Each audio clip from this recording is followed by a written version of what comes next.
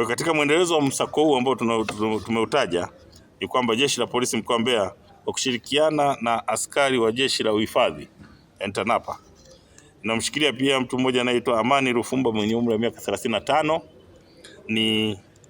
na mwingine ambaye anaitwa Hamisi Kisinga mwenye umri wa miaka 28. Wote hawa ni wakazi wa Saadani wilayani Mufindi mkoa wa Iringa.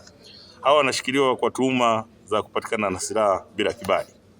Watuhumiwa walikamatwa Machi 12 mwaka 2026 kufuatia misako na ukaguzi wa nyumba za kulala wageni unaofanyika katika mkoa wetu wa Mbeya katika maeneo mbalimbali yaliyopo katika wilaya na vijijini, na hivyo ukaguzi huo ulipokuwa ukifanyika katika nyumba ya kulala wageni iliyopo katika kijiji na kata ya Utengule Usangu tarafa ya Irongo wilaya Mbarali iliyo katika mkoa huu wa Mbeya, hao watuhumiwa walikutwa wakiwa na silaha bunduki moja aina ya rifle yenye namba za usajili 69420 na yenye namba zilizopigwa zilizogongwa namba za serikali, yani namba za polisi TZK 3317 bila kibali.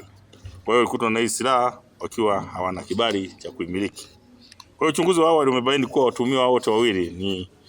kwamba wanajihusisha na shughuli za uwindaji haramu wa wanyama katika hifadhi zetu zilizoko katika mkoa wa Mbeya na mikoa jirani.